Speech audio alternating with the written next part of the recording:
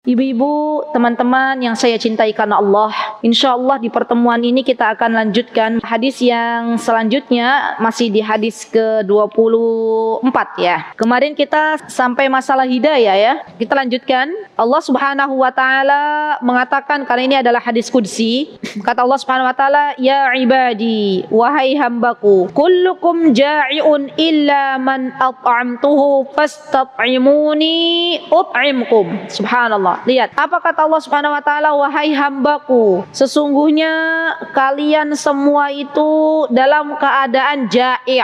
Ja'i' itu lapar, Bu. Ya, orang lapar itu ja'i'un, dalam keadaan butuh makanan.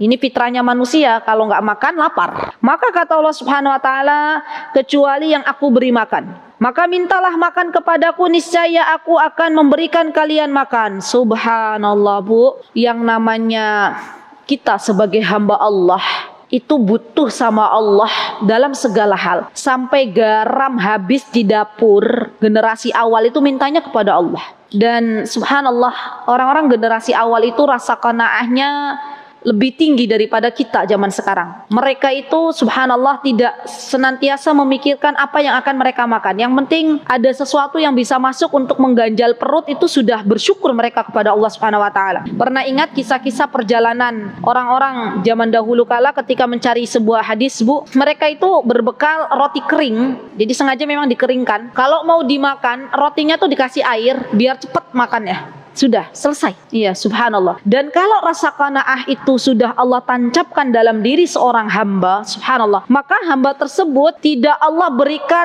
rasa bosan untuk memakan sebuah makanan. Dan itu kami pernah mengalaminya. Ya, subhanallah. Jadi kami dulu orang-orang Indonesia itu biasa, Bu, setiap hari makannya kalau pagi roti sama kacang. Orang-orang Arab sana juga sama. Pagi roti kacang gitu. Kacang merah dilembutkan, biasanya di presto. Makan setiap pagi anak-anak Yaman itu pakai itu, nggak bosan-bosan, Bu. Subhanallah. Siangnya makan nasi, nasinya kalau ada lauk alhamdulillah, kalau nggak ada juga makan nasinya aja, is no problem, nggak apa-apa gitu ya. Karena memang mungkin kalau menurut orang Indonesia nasinya kayak nasi goreng, nasi kebuli ya, nasi biryani itu kan orang Indonesia suka kan, nggak pakai lauk juga makan kan, sama orang sana juga sama. Malamnya nasi campur terong gitu, misalnya kita masak terong campur kentang, campur wortel, terus roti dicocol-cocol gitu setiap hari, subhanallah, nggak ada rasa bosan. Kalau orang belum diberikan qanaah sama Allah, makan telur aja setiap hari, mungkin akan berkata bosen gitu ya, subhanallah. Jadi semakin tinggi rasa syukur kita kepada Allah, semakin tinggi rasa qanaah kita kepada Allah Subhanahu wa taala ya, sifat qanaah kita itu semakin besar, maka akan semakin kita itu merasakan lezatnya makanan. Jangankan makanan,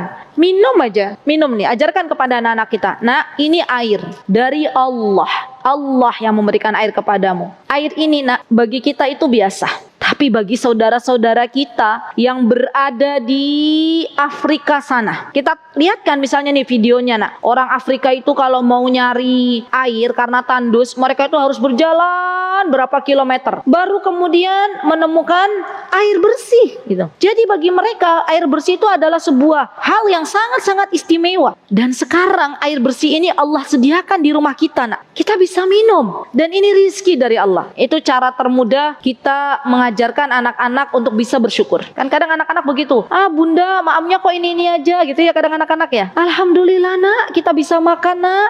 Alhamdulillah Allah berikan nasi ke kita hari ini. Masya Allah, di luar sana lihat, anak-anak sebayamu untuk bisa makan aja harus bekerja memulung mungkin. Ya subhanallah. Dan memang kita harus benar-benar menjadi teladan bagi anak-anak kita. Jangan sampai kita ajarkan begitu ya, nak makan nak, seadanya ya nak, sederhana. Ibunya suka beli di online, paket datang lagi, paket datang lagi, paket datang lagi. Nanti kata anaknya, bun, katanya nggak boleh menghambur-hamburkan harta. Ternyata bunda belanja terus gitu ya. Jadi kita harus jadi teladan yang baik. Baik, subhanallah. Semoga kita bisa menjadi teladan yang baik bagi anak-anak kita, dan semoga kita bisa bersyukur atas makanan yang Allah berikan kepada kita. Ya, subhanallah. Taib. Kemudian Allah Subhanahu wa taala mengatakan di sini, ya ibadi, wahai hamba-hambaku, kullukum 'arin. Sesungguhnya kalian semua itu Dulu ya, kita ketika keluar dari rahim ibu kita nggak pakai baju barang sehelai pun, ya kan? Ada nggak bayi owek-owek dalam keadaan sudah pakai baju gitu? Kan nggak ada. Yang ada kalau bayi jebrol owek-owek sudah dalam keadaan pakai baju, itu akan mengagetkan, ya kan? Ada pernah cerita, saya lupa Imam Syafi'i atau siapa. Jadi jebrol itu bayi owek-owek sudah dalam keadaan disunat. Pernah dengar nggak? Jadi ada memang bayi yang lahir itu sudah dalam keadaan disunat, dan itu membuat heboh, ya, membuat rame. Tapi kalau zaman sekarang ada bayi jebrol dari perut ibunya pakai baju, kira-kira heboh nggak? Heboh ya, di media sosial itu mungkin jadi kabar berita pertama gitu ya, karena baru kali ini ada bayi keluar pakai baju sendiri. Subhanallah. Maka ketika kita lahir ke dunia ini, kita tidak memakai baju barang sehelai pun. Siapa yang memberikan baju kepada kita? Allah. Subhanallah. Ya ibadi kullukum arin illa man kasautuhu. Kecuali orang-orang yang aku berikan baju, berikan pakaian, kata Allah Subhanahu wa taala. Fastaksuni aksukum. Maka mintalah kepadaku baju, mintalah kepadaku pakaian, maka aku akan beri. Subhanallah. Jadi Bu, yang namanya pakaian itu juga adalah pemberian dari Allah Subhanahu wa taala, dan setiap helai pakaian yang Allah berikan kepada kita itu akan dimintai pertanggungjawabannya kelak di hadapan Allah. Tsumma latus'alunna 'anin na'im. Allah akan bertanya kepada kita setiap nikmat yang Allah berikan kepada kita hari ini. Allah kasih kita kerudung, Allah akan tanya, kerudungnya dipakai atau tidak? Apakah mungkin kerudungnya tidak pernah dipakai, ibu-ibu cek ya, pulang nanti lihat lemari, ya Allah kayaknya ini baju sudah berapa purnama nggak dipakai gitu ya. Ya Allah rasanya ini kerudung sudah berapa purnama nggak dipakai. Ya, mulai beres-beres yang nggak dipakai kita kasih ke orang yang membutuhkan ya. Kita pakai baju-baju yang memang kita butuhkan ya, karena itulah seharusnya kita bersikap ya. Subhanallah, yang namanya perempuan itu biasanya ya, tapi insya Allah mudah-mudahan jamaah di sini nggak ada ya. Di luar sana biasanya banyak mengikuti tren-tren tertentu dari hal fashion, dari hal baju.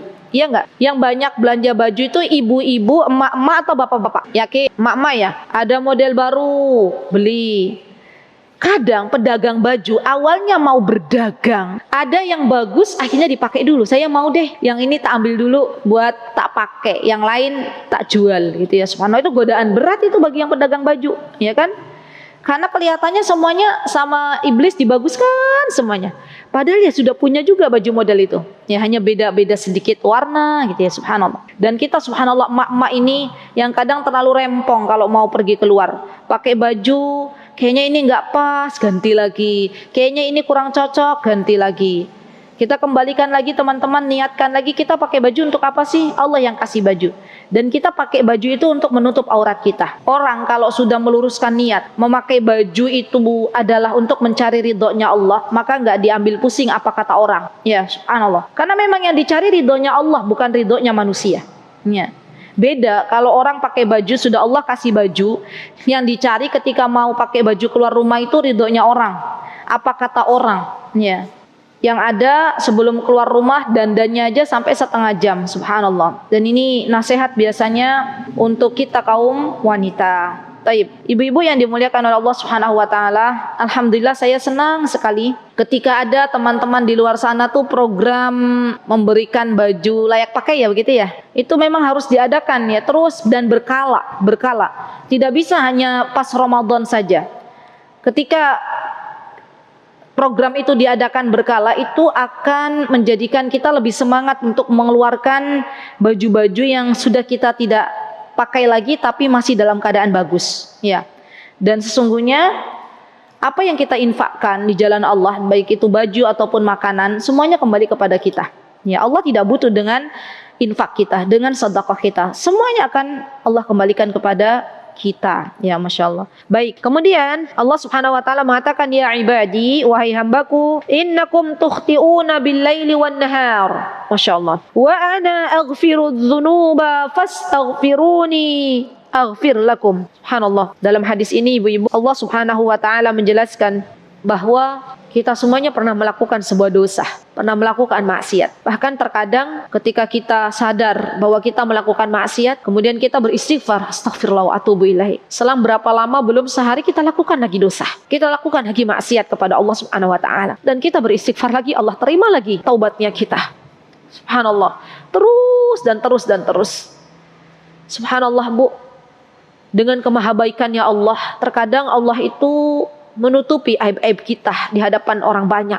Karena kebaikannya Allah, Allah tidak sebarkan dosa-dosa yang pernah kita lakukan antara kita dengan Allah Subhanahu wa ta'ala. Kalau ibu tahu, mungkin dosa saya lebih banyak daripada ibu-ibu, maksiat saya lebih banyak. Tapi karena Allah yang maha luar biasa menutupi setiap aib hambanya, kita tidak tahu bahwa fulana telah melakukan dosa yang banyak. Allah yang maha menutupi aib kita. Jangan pernah kita sombongkan dengan amal soleh yang kita lakukan di hadapan Allah. Tangisilah dosa-dosa kita. Apalagi di bulan Dzulqa'dah ini, saatnya kita melakukan banyak amal soleh dan saatnya kita bertaubat dari dosa-dosa yang kita lakukan. Karena dosa-dosa yang kita lakukan, maksiat yang kita lakukan di bulan Dzulqa'dah ini akan Allah lipat gandakan pula dosanya. Subhanallah. Dan perhatikan ya akhwat, dosa-dosa lisan, dosa-dosa lisan. Karena ini banyak terjadi kepada kaum wanita. La haula wala quwata illa billah. Dan dosa lisan ini tidak disadari oleh kaum wanita. Kalau seandainya mereka tahu bahwa dosa lisan ini bisa menyeret ke neraka, maka pastinya kita semuanya para wanita akan berhati-hati ketika berucap, akan berhati-hati ketika mencela orang, akan berhati-hati untuk menggunakan lidahnya ke jalan apa yang Allah ridhoi saja. Ya, subhanallah. Dan ya akhwat, hati-hati kita sebagai seorang istri terkadang terjebak ke dalam dosa-dosa mendurhakai suami kita. Ya, subhanallah. Teruslah kita berbuat baik kepada suami kita, dan jangan pernah kita katakan dari lisan kita, wahai suamiku, engkau tidak pernah berbuat baik kepada kami sebagai istri dan anak-anakmu. Ya subhanallah. Dosa lisan ya akhwat, dosa lisan ya akhwat. Wallahi, demi Allah, tidaklah seseorang itu bisa menjaga lisannya kecuali Allah jamin ia dengan surganya Allah. Dan subhanallah, syaitanir rajim, iblis ya, sangat pandai ketika mengganggu terutama bagi kita kaum wanita untuk terjerembab ke dalam dosa. Terkadang ketika kita keluar rumah ya, syaitan membisikkan ke dalam diri kita untuk memakai wewangian. Dan syaitan mengatakan, nanti kalau kamu pakai wangi-wangi itu adalah sesuatu yang luar biasa, kata syaitan ya. Padahal kita tahu keluarnya wanita dari rumahnya masing-masing itu sudah dihiasi dengan begitu indah oleh syaitan. Subhanallah. Jangan lupa ibu-ibu, kalau kita mau keluar rumah, baca doa. Baca doa, minta perlindungan kepada Allah Subhanahu wa ta'ala. Dan ini merupakan ikhtiarnya kita, tawakalnya kita kepada Allah Subhanahu wa ta'ala. Dan banyak juga dosa-dosa yang tidak kita sadari, terutama ketika kita bermuamalah dengan tetangga kita. Ya subhanallah. Apalagi dosa-dosa kita kepada Allah Subhanahu wa ta'ala. Subhanallah, banyak sekali kewajiban-kewajiban yang seharusnya kita laksanakan, akhirnya kita lalaikan. Padahal Allah zat yang tidak pernah bosan untuk memberikan makan kepada kita. Allah zat yang tidak pernah bosan untuk memberikan segala kebutuhan hambanya. Dan masih ada hamba-hambanya yang melalaikan kewajiban sebagai seorang hamba. Baik, maka dari itu saya ajak teman-teman semuanya, mari kita kembali kepada Allah. Mintalah ampunan kepada Allah selagi matahari belum terbit dari arah barat, selagi ajal belum sampai kepada kita. Dan subhanallah, saya diingatkan dengan kematian ini pas libur hari Rabu ya. Ada ibunya ustadzah yang mengajar di tempat kami meninggal dunia, usianya baru 48 tahun. 3 tahun diberikan ujian sakit, kemudian setelah itu Allah panggil. Kami alhamdulillah wa syukrulillah, alhamdulillah semua atas pertolongan Allah. Diberikan kesempatan Allah untuk bertakziah ke sana, dan dari situ saya mulai, ya Allah, ternyata kematian itu dekat dengan kita. Kalau kita nggak meminta ampun kepada Allah hari ini, kapan lagi? Kita itu pengen ketika menghadap Allah, dosa-dosa kita dalam keadaan diampuni oleh Allah Subhanahu wa ta'ala. Rasulullah saja yang sudah dijamin masuk surga, beliau itu senantiasa lisannya basah dengan istighfar kepada Allah. Subhanallah, bagaimana dengan kita yang banyak dosa-dosanya? Semoga Allah Subhanahu wa ta'ala mengampuni dosa-dosa kita. Semoga Allah Subhanahu wa ta'ala mengangkat derajat kita bersama para nabi, para siddiq, dan para syuhada. Amin, Allahumma amin. Baik, kemudian Allah Subhanahu wa ta'ala berfirman ya dalam sebuah hadis, atau berkata dalam hadis ini, ya ibadi innakum lan tablughu dharri fatadurruni, atau lam tablughu durri fatadurruni, wa lam tablughu naf'i fatanfa'uni. Nah, ini sudah mulai berbicara, kata Allah Subhanahu wa ta'ala, wahai hamba-hambaku. Jadi kita yang dipanggil ini, subhanallah. Dan ini harus kita rasakan bahwa dalam Hadis ini khitabnya ditunjukkan untuk kita sebagai hambanya Allah Subhanahu wa taala. Ibu-ibu, status terbaik di dunia ini, status terbaik, jabatan terbaik di dunia ini adalah menjadi hambanya Allah. Orang kalau sudah merasa bahwa dia adalah seorang hamba, maka akan tunduk dan patuh kepada tuannya, akan tunduk dan patuh kepada Rabbnya. Apapun yang Allah dan Rasulnya inginkan, ia patuhi. Dan pikirannya bukan apa yang kita mau, tapi apa yang Allah mau.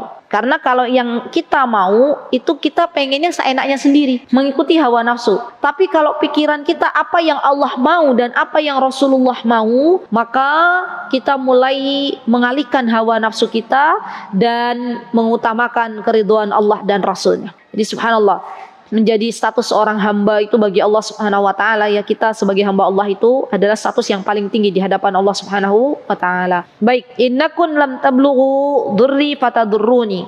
Kata Allah Subhanahu wa taala, wahai hamba-hambaku, sesungguhnya kalian tidak akan pernah bisa menimpakan mudarat kepadaku.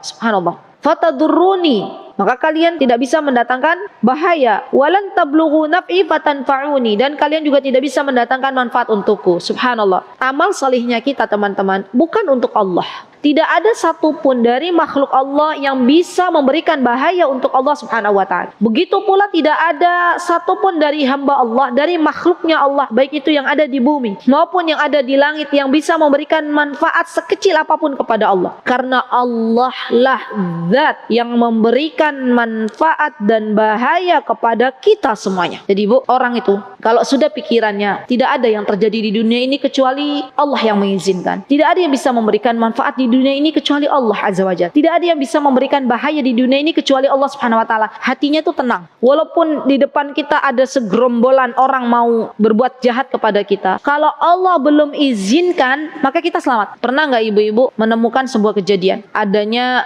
gempa bumi atau tsunami? Semua orang di situ meninggal kecuali Allah selamatkan bayi yang ada di rumah.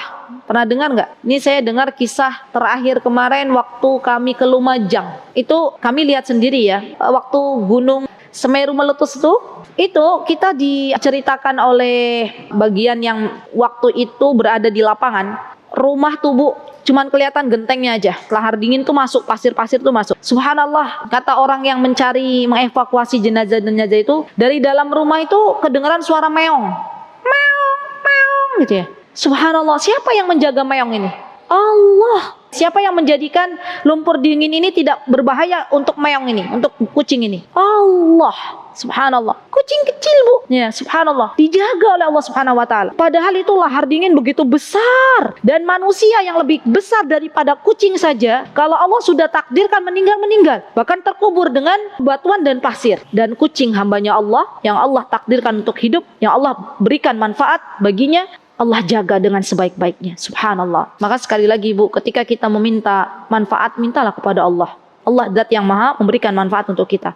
Ketika kita ingin dijaga oleh Allah dari segala macam mara bahaya, minta kepada Allah. Hikmahnya ketika kita itu keluar dari rumah, baca doa, Bismillahi tawakkaltu ala Allah, la hawla wala quwwata illa billah, itu agar kita dijaga oleh Allah. Hikmahnya kita zikir pagi, Bismillahilladzi la yadurru ma'asmi syai'un fil ardi wala fis sama wa huwas samiul alim. Apa hikmahnya, Bu? Bismillahilladzi la yadurru, dengan menyebut nama Engkau yang tidak akan membahayakan bagi kami sesuatu pun kecuali Engkau kehendaki. Ya kan? Kita minta kepada Allah agar dijauhkan dari mara bahaya, dan Allah yang jaga itu semuanya. Seorang hamba itu kalau keyakinan kepada Allahnya sudah bagus, keimanan kepada Allahnya sudah bagus, maka tidak ada yang perlu dicemaskan, tidak ada yang perlu dikhawatirkan. Anaknya berangkat, ya, izin ke ibunya, Bu, saya izin ya mau nuntut ilmu. Kemudian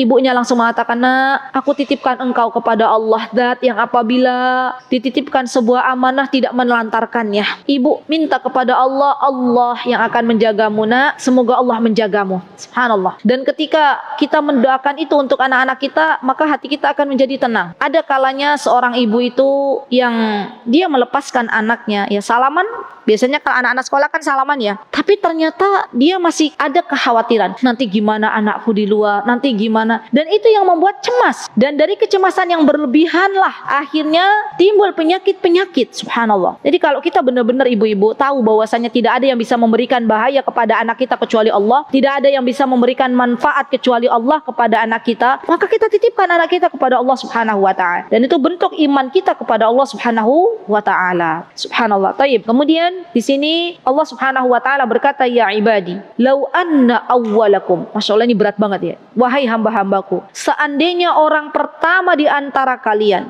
wa akhirakum, dan orang yang paling akhir di antara kalian, wa insakum, dan manusia di antara kalian, wa jinnakum, dan jin di antara kalian. Karena jin dan manusia itu hakikatnya sama, Bu, hambanya Allah.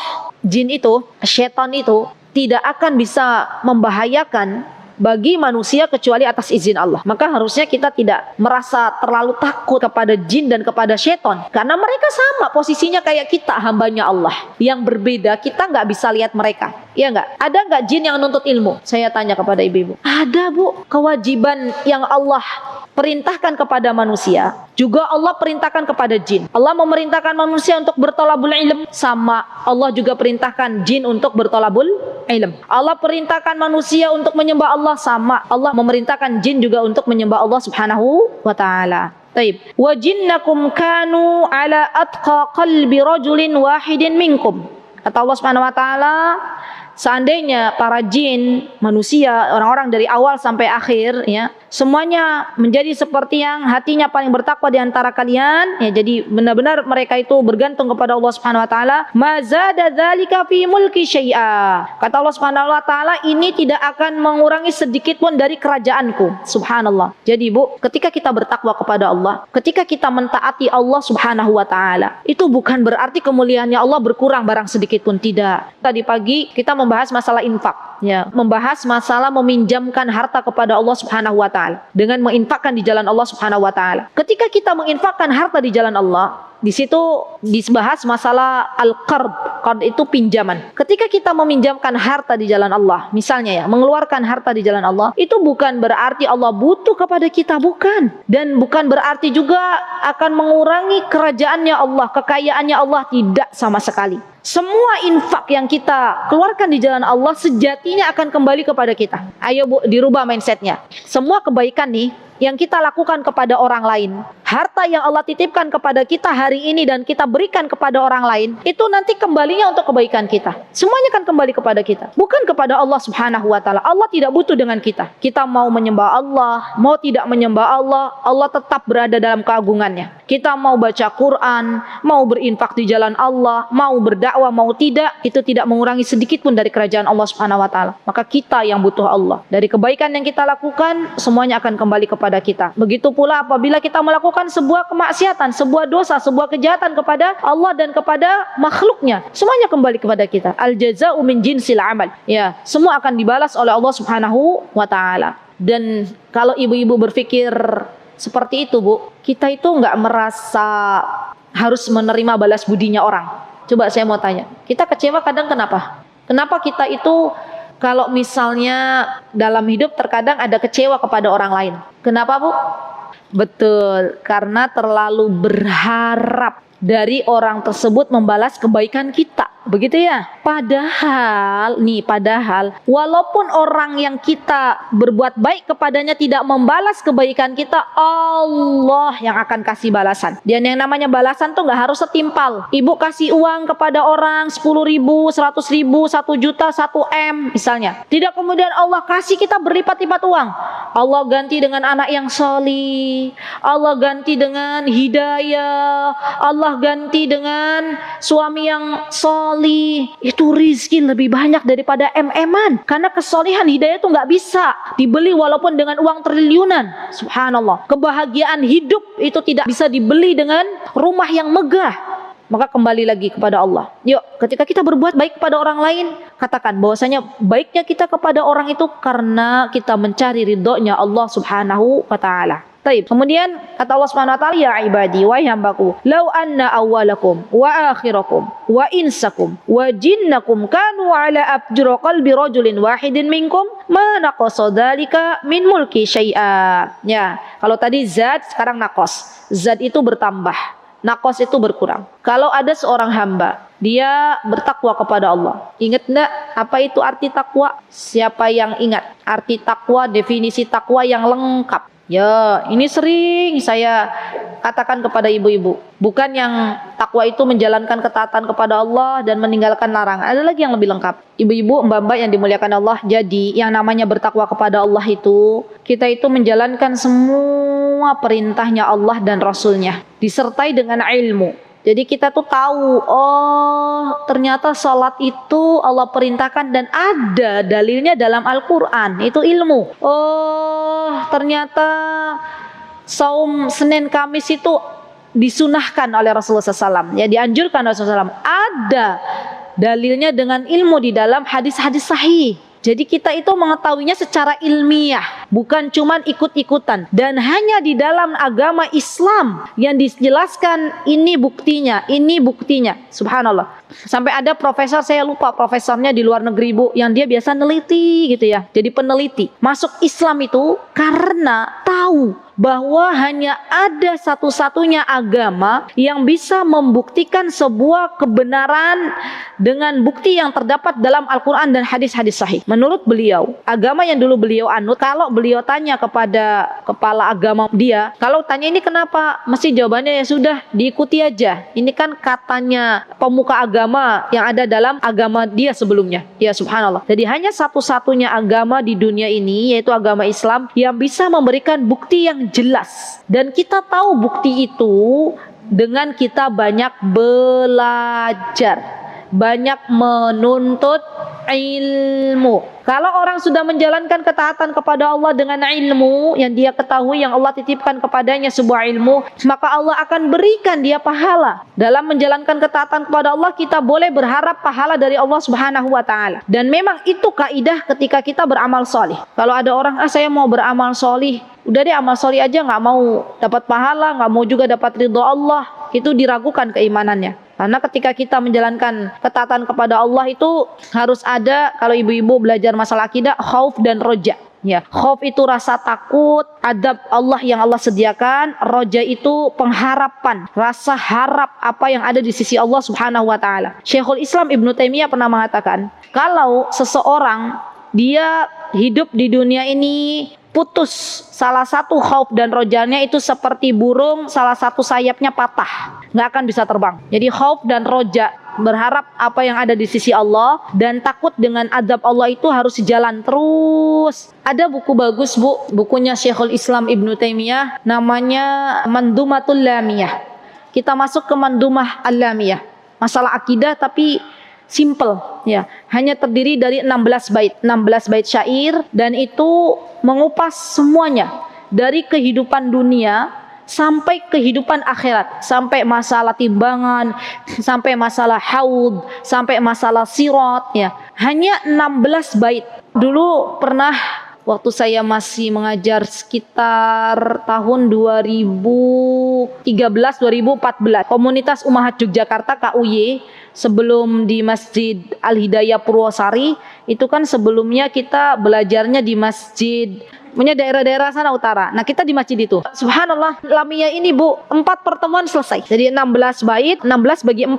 Setiap kita pertemuan bahas 4 bait syair, dan itu subhanallah biidznillah selesai. Ya, mohon saya diingatkan saja ya Bu ya, insyaallah kita akan belajar ya teman-teman. Bagus sekali bukunya, masya Allah. Baik, kita lanjutkan lagi di sini. Kemudian yang namanya takwa itu ketika kita menjauhi apa-apa yang dilarang oleh Allah. Kita tahu nih, yang namanya ghibah itu dilarang. Allah yang berkata di dalam Al-Quran untuk melarang kita menggosip atau ghibah. Ketika kita dilarang meminum khamar, kita tahu ada larangannya di dalam Al-Quran. Ketika kita dilarang oleh Allah Subhanahu wa taala dan Rasulnya untuk bepergian. Ya, kita sebagai wanita kecuali dengan mahram, kalau bepergiannya jauh, maka yang melarang itu adalah Allah dan Rasulnya. Ada dalam hadis Nabi kita Muhammad sallallahu alaihi wasallam. Jadi dengan ilmu, kita tahu apa-apa yang dilarang itu dengan ilmu. Serta takut dengan adabnya Allah Subhanahu wa taala. Setiap dosa, setiap maksiat yang kita lakukan itu memiliki efek samping di dalam kehidupan kita. Minimal, efek samping dosa itu minimal, Bu. Kita tidak diberikan taufik untuk menjalankan ketaatan kepada Allah. Kalau ibu ya, rasanya mau membaca Al-Quran tuh berat banget. Rasanya mau bangun malam itu berat banget. Rasanya mau ibadah saum Senin Kamis tuh berat. Dari mana kok berat banget itu? Dari dosa-dosa kita, dari maksiat-maksiat kita. Subhanallah. Jadi ketahuilah yang namanya dosa maksiat itu berefek, ya, memiliki efek samping. Minimalnya efek samping yang dirasakan oleh seorang hamba, dia terhalangi dari berbuat amal soleh. Itu minimal. Kemudian tingkatan selanjutnya efek samping dari dosa, ya, adanya kegelisahan yang nggak tahu dari mana asalnya. Ya, kegelisahan yang terus ada di dalam kehidupan. Dan dia bingung, ini dari mana gelisah ini? Yaitu dari dosa-dosa. Ya. Nanti kemudian efek samping ya dari dosa juga ada manusia-manusia yang Allah segerakan adabnya di dunia. Ya, orang-orang yang mendurhakai kedua orang tuanya misalnya, Allah segerakan adabnya di dunia. Orang-orang yang berusaha untuk tidak takut kepada Allah Subhanahu wa taala, misalnya melakukan kayak zaman sekarang, mohon maaf, laki-laki suka sama laki-laki. Saya dapat cerita, Bu, dari seseorang yang dia pernah menangani kasus, seorang dokter menangani kasus laki-laki suka sama laki-laki, LGBT ya. Dan ini harus saya katakan, ya nggak apa-apa, ini kebenaran. Dokter itu cerita ke saya itu pernah menangani kasus seperti itu. Ternyata si laki-lakinya itu akhirnya kena penyakit AIDS. Ya, Allah azab dia di dunia sebelum di akhirat dan meninggal dunia. Ya, subhanallah.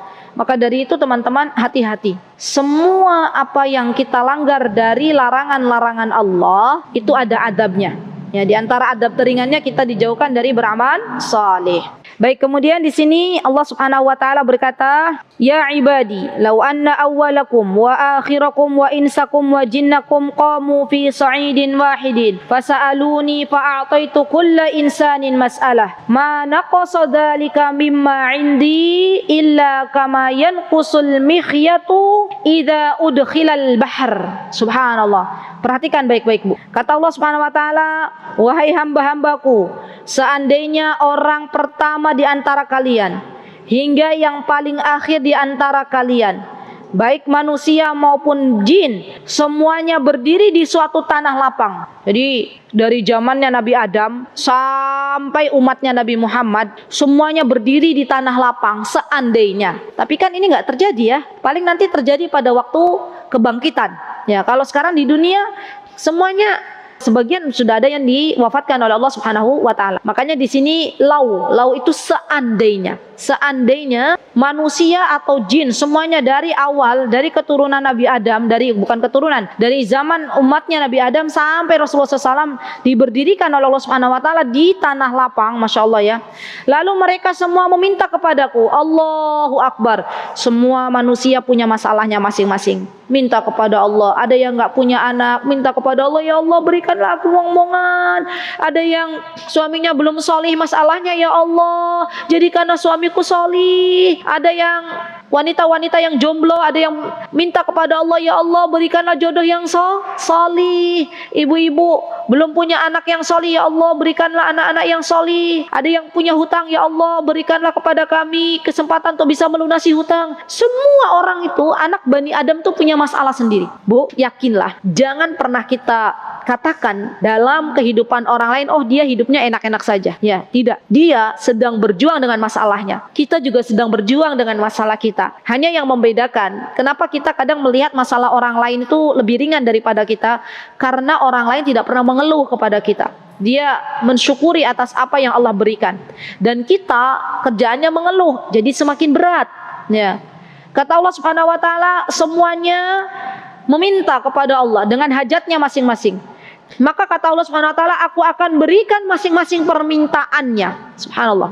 Bu, tidak usah takut minta kepada Allah. Dan yang namanya minta kepada Allah itu tidak harus melalui orang-orang soleh yang sudah meninggal dunia. Nanti kalau kita meminta kepada Allah Subhanahu wa taala dengan wasilah, namanya wasilah. Dan ini ada nanti di Syekhul Islam Ibnu Taimiyah ada kitabnya. Jadi ada namanya itu wasilah. Wasilah atau syafaat itu dibagi menjadi dua. Ada yang syar'i, ada yang tidak syar'i. Yang syar'i itu misalnya kita mau minta kepada Allah, mau berdoa nih kepada Allah. Ya Allah, saya minta Engkau kabulkan hajatku. Saya berwasilah dengan nama-namamu yang indah.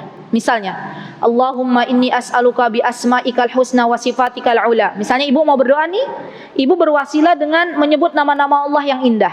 Menyebut sifat-sifat Allah yang indah, ini boleh. Ibu mau rizki, ya Razzaq urzuqni. Ya Allah, zat yang maha memberikan rizki, berikan rizki kepadaku. Yang pertama, kalau kita mau minta kepada Allah, kita mau berdoa kepada Allah, terus kita berdoa gini. Kan yang namanya doa itu ada adabnya ya. Tahu ibu-ibu ya, kalau kita mau berdoa kan ada adabnya. Yang pertama kita puji-puji dulu Allah. Allahumma lakal hamdu antal awal wa laysa ba'daka syai' wa antal akhir. Misalnya gitu ya. Wa laysa qablaka syai' antas samad al ahad gitu. Lam yalid wa lam yulad. Gitu kan ibu-ibu kalau berdoa. Terus baru Allahumma salli ala Muhammad wa ala ali Muhammad kama shallaita ala Ibrahim wa ala ali Ibrahim wa barik ala Muhammad wa ala ali Muhammad kama barakta ala Ibrahim wa ala ali Ibrahim innaka Hamidum Majid. Salawat kepada nabi kita. Baru kemudian ibu-ibu berdoa. Boleh ditambah dengan asmanya Allah yang indah. Doanya Allahumma inni as'aluka bi asma'ikal husna wa sifatikal ula. Ibu sebutkan ya permintaannya, itu boleh. Karena Allah yang memerintahkan kita untuk berdoa dengan menyebutkan nama-nama Allah yang indah. Jadi Asmaul Husna yang ibu-ibu pelajari itu di samping ditadaburi maknanya juga bisa digunakan untuk berdoa. Ya. Mohon maaf sekali, kadang kita di Indonesia itu berlomba-lomba menghafal Asmaul Husna sampai mungkin dijadikan sebagai perlombaan, tapi nggak tahu maknanya, nggak digunakan untuk berdoa. Ya, yang saya yakin ibu-ibu biasanya di Majlis Taklim tuh hafal ya Asmaul Husna ya, itu digunakan untuk berdoa karena dibolehkannya kita berwasilah perantara dengan Asmaul Husna. Ya, Asmaul Husnanya Allah Subhanahu wa taala. Yang kedua, kita diperbolehkan ketika meminta kepada Allah Azza wa Jalla itu dengan doanya orang salih, syaratnya masih hidup. Misal, kita melihat Pak Fulan, itu orang yang dekat dengan Allah Subhanahu wa taala. Misal, atau Ibu Fulana, itu orang yang dekat dengan Allah. Terus kita bilang kepada Bu Fulana, Bu Fulana, mohon saya didoakan ya. Insya Allah sebentar lagi badai tindak haji, misalnya ibu-ibu misal minta didoakan, Bu Fulana minta didoakan ya, semoga Allah karuniakan kepada kami warga yang sakinah mawaddah warahmah. Ya, itu boleh. Dengan syarat apa Bu tadi Bu? Masih hidup. Ya, masih hidup. Dan kalau kita rajin mendoakan orang lain Bu, walaupun tidak diminta, itu sejatinya doa kembali kepada kita. Dan seharusnya kita begitu. Ketika melihat tetangga kita ada sebuah masalah, kita bilang kepada Allah, kita minta kepada Allah, ya Allah, Allahumma farij kurbahum. Ya Allah, keluarkan mereka dari segala kesukaran. Keluarkan tetanggaku dari segala kesukaran. Berikanlah kemudahan di dalam segala urusannya. Malaikat datang, amin, walakal bimisal. Amin, semoga Allah ijabah doamu dan semoga engkau juga dimudahkan urusanmu. Ya subhanallah. Jadi hidup itu gampang Bu. Sering doakan orang lain, sejatinya doa itu balik lagi ke kita. Ya subhanallah. Minta didoakan oleh orang lain itu juga boleh. Yang penting orangnya masih hidup. Yang ketiga, meminta kepada Allah dengan wasilah amal saleh. Contohnya apa Bu? Contohnya para pemuda Ashabul Kahfi yang mereka berada di gua, tiba-tiba tertutup oleh batu yang sangat besar. Masih ingat enggak kisahnya? Kemudian di antara mereka ada yang berkata kepada Allah Subhanahu wa taala, "Wahai Rabbku, aku dulu punya orang tua sudah lansia. Saya memerahkan air susu, kemudian datang ke rumah tiba-tiba orang tua saya sudah tidur. Saya pegangin susunya dan anak-anak saya merengek, tapi saya pengen air susu ini untuk orang tua saya. Setelah orang tuanya bangun baru diberikan. Ya Allah, jika baktiku kepada orang tuaku itu diterima di hadapanmu, maka bukakanlah pintu gua ini." Pintu guanya apa Bu? Bergeser sedikit. Subhanallah. Jadi boleh kita kita berwasilah dengan amal saleh. Pembagian yang kedua adalah berwasilah yang tidak disyariatkan oleh agama kita, tidak boleh kita lakukan. Dan ini subhanallah, mohon maaf sekali harus saya katakan ya, karena rasa cinta saya kepada ibu-ibu semuanya. Tidak boleh kita itu meminta sesuatu dari Allah dengan perantara orang saleh atau walinya Allah dan mereka sudah meninggal dunia. Orang meninggal dunia itu, Bu, mereka sibuk dengan urusannya masing-masing. Mereka sibuk dengan amalannya di kubur, ya, tidak bisa memberikan manfaat barang sedikit pun, tidak bisa pula memberikan mudarat barang sedikit pun. Fokusnya kita kepada Allah. Fokusnya kita kepada Allah. Walaupun mungkin dengan dalih, kadang orang pergi jauh-jauh menemui, mohon maaf sekali, makamnya para orang saleh yang sudah meninggal dunia, mengorbankan uang ditabung berhari-hari, ya. Ternyata perjalanannya adalah perjalanan yang tidak diridhoi oleh Allah Subhanahu wa taala. Maka sayang uangnya, ya kan? Harusnya diinfakkan di jalan Allah, harusnya diberikan kepada tetangganya yang kelaparan, dapat pahala. Ya, tapi ini malah buat meminta doa dari orang yang telah meninggal dunia, dan ini tidak diperbolehkan. Yang kedua adalah misalnya dengan jimat. Ya, ini juga sama, tidak boleh meminta kepada Allah kesembuhan untuk anaknya, digantungkan anaknya jimat-jimat.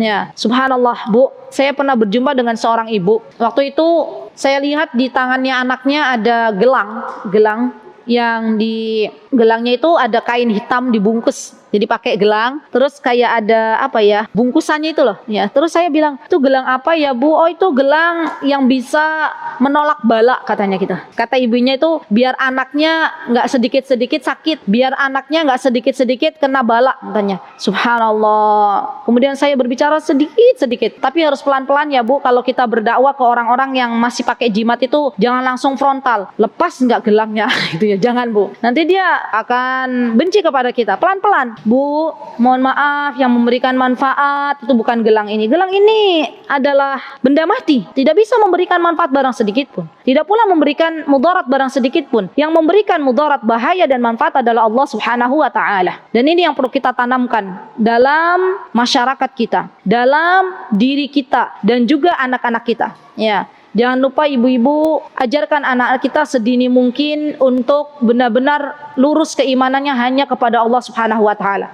Karena besok kalau kita tidak mengajarkan anak-anak kita bagaimana beribadah kepada Allah dengan cara yang benar, maka yang mengajarkan mereka nanti adalah media sosial. Mereka akan dapat berita-berita dari internet dan mereka akan ikuti. Mereka nggak tahu ini benar atau tidak. Ya, maka sekali lagi ini adalah tugas bagi kita semuanya. Taib. Kemudian di sini kata Allah Subhanahu wa taala, ya, tidak akan mengurangi kekayaan yang ada padaku kecuali seperti menguranginya jarum apabila dicelupkan di lautan lalu diangkat. Subhanallah. Air laut yang begitu banyak, kalau kita masukkan jarum dan jarumnya kita angkat, kira-kira, Bu, air yang terangkat dengan terangkatnya jarum kita itu sedikit atau banyak? Gak ada apa-apanya, ya kan? Itulah kekuasaannya Allah, itulah kerajaannya Allah. Walaupun seluruh makhluk yang ada di dunia ini meminta dengan permintaannya masing-masing kepada Allah, tidak mengurangi sedikit pun kekayaan Allah Subhanahu wa taala, ya. Jangan pernah bosan untuk terus meminta kepada Allah, jangan pernah bosan untuk berdoa kepada Allah, karena sesungguhnya Allah itu semakin cinta kepada hambanya apabila sering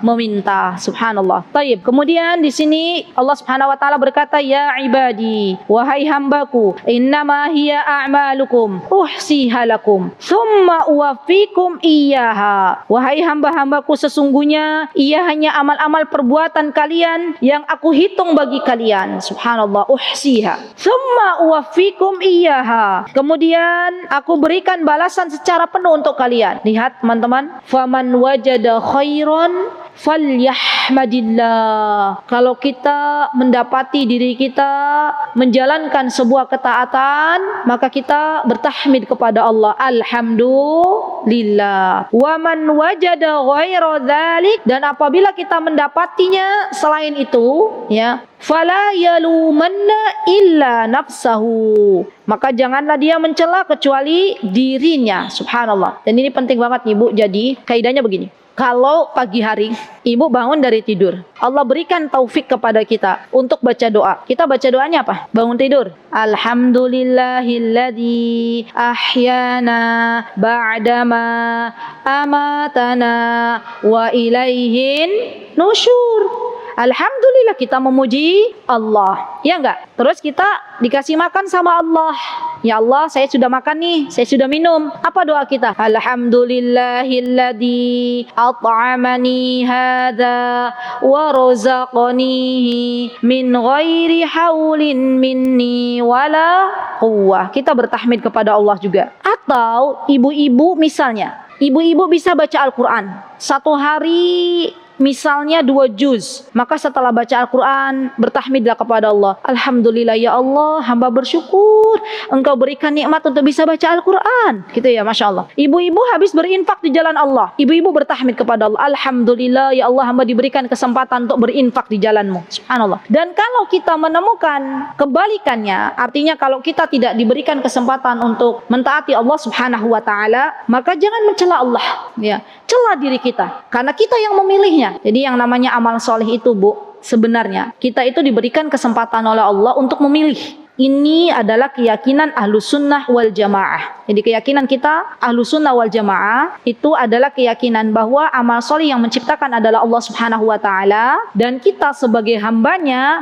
diberikan kekuasaan oleh Allah Subhanahu wa ta'ala untuk memilih apakah kita mau mengerjakan amal soleh itu atau kita tidak mengerjakannya. Ada kemaksiatan di depan kita, kita boleh memilih kan, Bu, kita mau melakukan atau tidak. Dan ini dibahas di kitab namanya Kitab Aqidah Al-Wasithiyah. Ya, di situ dibahas, saya masih ingat ada firqah-firqah, kelompok-kelompok yang mana mereka hanya berkeyakinan bahwa semua amal soleh itu sudah Allah tetapkan dan tidak ada bagi manusia untuk bisa memilih. Namanya kelompoknya namanya Jabariyah. Ya. Ada lagi yang berkata bahwasanya Allah tidak mengetahui apa-apa yang kita lakukan dari sebuah amal soleh, itu diserahkan semuanya kepada manusia. Itu namanya Qadariyah. Ya. Dan kelompok-kelompok ini banyak. Ada Jahmiyah, ada Qadariyah, ada Mu'tazilah, ada Asy'ariyah, ya ibu-ibu. Dan yang paling benar adalah Ahlus Sunnah wal Jamaah. Masalahnya banyak orang-orang mengaku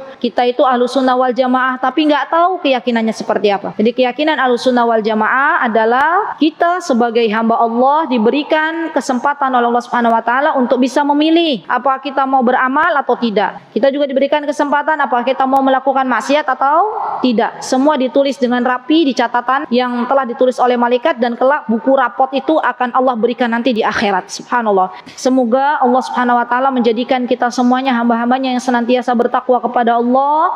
Semoga Allah Subhanahu wa taala menerima semua amal ibadah kita, dan semoga Allah Subhanahu wa taala memberikan kepada kita kenikmatan untuk terus datang di majlis ilmu di taman-taman surganya Allah Subhanahu wa taala. Jika ada yang benar, pastinya datang dari Allah Subhanahu wa taala. Ilmu yang Allah titipkan kepada saya hari ini sudah saya sampaikan, ya, dan mudah-mudahan bisa diambil sedikit manfaatnya. Jika ada yang salah datangnya dari saya pribadi, saya mohon maaf yang sebesar-besarnya. Qul qouli hadza wastaghfirullah li wa lakum wa akhiru da'wana alhamdulillahi rabbil alamin. Wassalamualaikum warahmatullahi wabarakatuh.